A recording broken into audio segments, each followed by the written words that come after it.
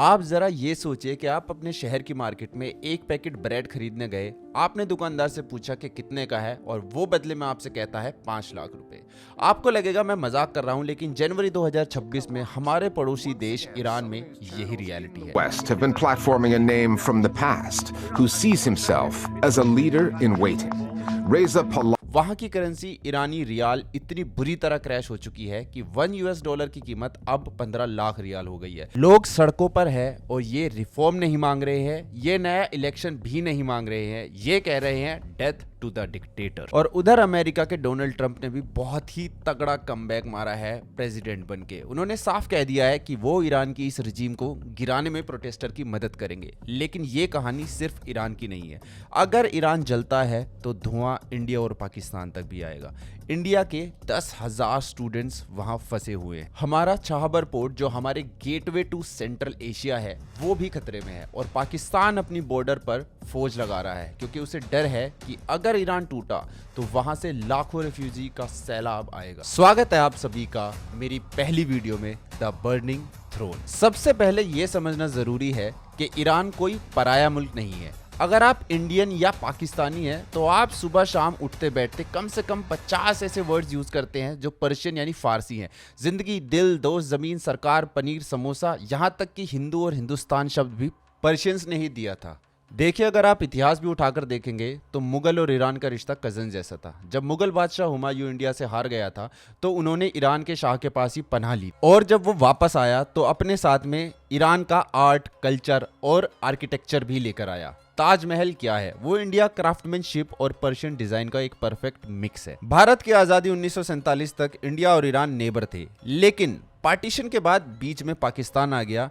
India का land route cut गया लेकिन रिश्ते नहीं टूटे। इंडिया हमेशा ईरान को अपना एक्सटेंडेड नेबर मानता रहा है। लेकिन पाकिस्तान के लिए कहानी थोड़ी सी अलग है। बहुत ही कम लोगों को ऐसा पता होगा कि 1965 और 1971 की इंडिया पाक वॉर में ईरान ने खुलकर पाकिस्तान का साथ दिया था। उस वक्त ईरान ने शाह के राज में उनको ऑयल दिया, फ्री में अपना एयरबेस दिया, अपने फाइटर्स जेट दिए, जिससे कि वो इंडिया के खिलाफ लड़ सके। और पाकिस्तान और ईरान उस वक्त बेस्ट फ्रेंड हुआ करते थे। तो फिर ऐसा क्या हुआ कि पाकिस्तान अपने बॉर्डर सील कर रहा है और इंडिया ईरान में पोर्ट्स बना रहा है?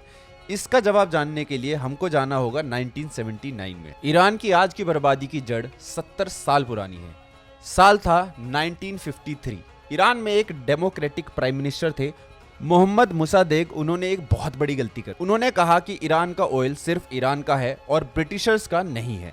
उन्होंने ब्रिटिश ऑयल कंपनी, जिसका आज नाम BP है, को देश से निकाल दिया। यूके और USA को यह बर्दाश्त नहीं हुआ और तभी एंट्री होती है CIA के एजेंट कर्मित रोजवेल्ट। कर्मित सिर्फ CIA के एजेंट ही नहीं थे, बल्कि वो उस वक्त के US के प्रेसिडेंट के पोते भी थे।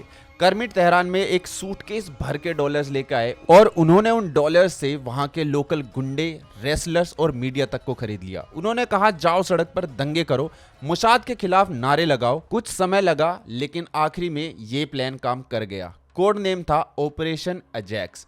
अमेरिका ने चुनी हुई सरकार गिरा दी और वहां के राजा द शाह को वापस पावर में बैठा दिया। शाह ने अगले 25 साल तक अमेरिका के पपेट की तरह राज किया। ईरान मॉडर्न तो बना लेकिन लोगों की आजादी छीन ली गई। ईरान की सीक्रेट पुलिस उन सभी लोगों को उठा लेती थी जो भी शाह के खिलाफ बोलता था। लोगों के दिलों में अमेरिका के लिए नफरत उबलने लगी थी और वो नफरत फूटी 1979 में। और फिर उसके बाद 1979 में ही आया इस्लामिक रेवोल्यूशन, जहां पर शाह को देश छोड़कर के भागना पड़ा। और फिर पावर में आते हैं अयतुल्ला खोमेनी। उन्होंने आते ही अमेरिका को ग्रेट शैतान घोषित कर दिया। US एम्बेसी पर कब्जा कर लिया गया। बस वहीं से ईरान का इंटरनेशनल आइसोलेशन शुरू हो गया, जो आज 2026 में एकदम पीक पर है। देखिए, अब थोड़ा फास्ट फॉरवर्ड करते हैं और चलते हैं जून 2025 में, जब दुनिया हिल गई थी क्योंकि अमेरिका और इजराइल ने मिलकर ईरान पर सबसे बड़ा हमला किया था, जिसका नाम था ऑपरेशन मिडनाइट हैमर। US के B-2 स्टेल्थ बॉम्बर ने ईरान के पहाड़ों के नीचे छुपे न्यूक्लियर साइट्स को उड़ा दिया। ये वॉर सिर्फ और सिर्फ 12 ही दिन चली और ईरान की आर्मी ने हार मान ली। लेकिन बॉम्ब गिरने से जो नुकसान हुआ, उससे भी ज्यादा बड़ा नुकसान हुआ ईरान की इकोनॉमी को। जंग के खर्चे और सैंक्शंस ने ईरान की कमर तोड़ दी। आज जनवरी 2025 में ईरान का ये हाल है कि वहां पर इतनी ज्यादा हाइपर इन्फ्लेशन है कि $1 15 लाख के बराबर है। लोग सुबह जो पैसे कमाते हैं शाम तक उसकी वैल्यू आधी हो जाती। यहां तक कि ईरान में अभी इंटरनेट भी नहीं चल रहा है। सरकार ने पूरे के पूरे इंटरनेट को ब्लॉक कर दिया है ताकि दुनिया को अंदर की कोई तस्वीर दिखाई ना दे। और उससे भी ज्यादा हैरानी की बात यह है कि जो लोग पहले अमेरिका मुर्दाबाद कहते थे, आज वो खुद अपने ही देश में खड़े होकर कह रहे हैं मुल्ला मुर्दाबाद। ये वहां के स्लोगन्स हैं। और हैरानी की बात यह भी है कि कुछ लोग Javed Shah long live the king के नारे लगा रहे हैं, उसी राजा के लिए जिसे उन्होंने 1979 में निकाला था। वो चाहते हैं कि उनका पुराना जमाना वापस आ जाए। लेकिन दोस्तों, अब सवाल यह है कि इंडिया किसका साथ खड़ा होगा। इंडिया के लिए सिचुएशन सांप और छछूंदर जैसी है। एक तरफ अमेरिका है जो हमारे स्ट्रेटेजिक पार्टनर है, दूसरी तरफ ईरान है जो हमारा पुराना दोस्त है। इंडिया ने ईरान में छाबर पोर्ट बनाया था। क्यों? क्योंकि पाकिस्तान हमें अफगानिस्तान जाने का रास्ता नहीं दे रहा था। छाबर हमारा गोल्डन गेट था सेंट्रल एशिया के लिए। अगर ईरान में आज ये सरकार गिर गई तो वहां पर सिविल वॉर शुरू हो जाएगी, तो इंडिया के करोड़ों डॉलर डूब जाएंगे, हमारा रास्ता बंद हो जाएगा। अभी भी ईरान में 10,000 इंडियन स्टूडेंट्स हैं। गाइस, वीडियो थोड़ी लेट बनाई है। ये स्टूडेंट्स हमारे रिलीज हो गए हैं थैंक्स टू मोदी जी, तो वीडियो को आगे कंटिन्यू करते हैं। 650 इंडियन फिशरमैन मछुआरे भी ईरान की फिश आइलैंड के पास फंसे हुए हैं।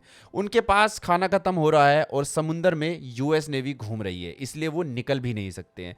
इंडिया ने इवैक्यूएशन की तैयारी कर दी है, और लेकिन बिना इंटरनेट के लोगों को ढूंढना बहुत ही मुश्किल है। इंडिया अपनी ज्यादातर एनर्जी गल्फ कंट्रीज से ही लेता है, और अगर ईरान ने मरते मरते स्ट्रेट ऑफ हॉर्मज, जिसे तेल का रास्ता भी कहते हैं, उसको बंद कर दिया तो इंडिया में पेट्रोल की कीमत 200 रुपए पर लीटर तक भी जा सकती है। पाकिस्तान के लिए क्राइसिस डू और डाई है। पाकिस्तान और ईरान का बॉर्डर 900 किलोमीटर लंबा है और ये बलूचिस्तान से गुजरता है, जो पहले ही डिस्टर्ब्ड एरिया है। The AQ Khan connection.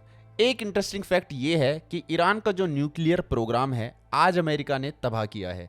उसकी शुरुआत पाकिस्तान की मदद से हुई थी। पाकिस्तान के साइंटिस्ट AQ खान था जिसने ईरान को न्यूक्लियर टेक्नोलॉजी बेच दी थी, लेकिन आज रिश्ते बदल चुके हैं। और आप लोगों को यह बात तो पता ही होगा कि पाकिस्तान की इकोनॉमी पहले से ही काफी खराब है। अगर ईरान टूटा तो वहां से लाखों रिफ्यूजी पाकिस्तान ही भागेंगे। पाकिस्तान ये बोझ बिल्कुल भी नहीं उठा सकता है, इसलिए पाकिस्तान ने अपने बॉर्डर पर आयरन वॉल खड़ी कर दी है। और ईरान एक शिया कंट्री है, पाकिस्तान एक सुन्नी मेजोरिटी है। अगर ईरान में सिविल वॉर हुआ तो उसका असर पाकिस्तान की सड़कों पर भी दिखेगा। सेक्टेरियन वायलेंस काफी ज्यादा बढ़ सकता है, इसलिए पाकिस्तान चाहता है कि ईरान में जो भी हो शांति से हो। कैओस पाकिस्तान को ले डूबेगा। दोस्तों, आज हम हिस्ट्री के एक ऐसे मोड़ पर खड़े हैं जहां एक बहुत बड़ी सिविलाइजेशन टूटने की कगार पर है। डोनाल्ड ट्रंप कह रहा है help is on the way, लेकिन ईरान, लीबिया, सीरिया का हाल देखकर हम जानते हैं कि जब भी रिजीम चेंज होगी, बाहर से आता हुआ कोई भी आदमी वो अपने साथ आज़ादी कम और तबाही ज़्यादा लेकर आएगा। और अगर ईरान अपनी ये लड़ाई खुद जीत जाता है तो ईरान बनेगा एक सेक्युलर डेमोक्रेसी, जो कि इंडिया के लिए सबसे अच्छी खबर होगी। हमारा कल्चर, रिलेशन वापस जिंदा होंगे, ट्रेड बढ़ेगा। लेकिन अगर वहां सिविल वॉर हुआ तो अगले 10 साल तक ये रीजन आग में ही जलता रहेगा। आपको क्या लगता है, क्या ईरान के लोगों को अमेरिका की मदद लेनी चाहिए या अपनी लड़ाई खुद लड़नी चाहिए? कमेंट सेक्शन में अपने सुझाव जरूर दें। ऐसी ही जियोपॉलिटिक्स की इनसाइट वीडियो के लिए चैनल को सब्सक्राइब करें। मेरी ये फर्स्ट वीडियो है, आई होप आपको अच्छी लगी होगी। प्लीज वीडियो को लाइक करना ना भूलें और चैनल को सब्सक्राइब भी कर दें। मैं मिलता हूं आपसे नेक्स्ट वीडियो में। Till then, bye bye.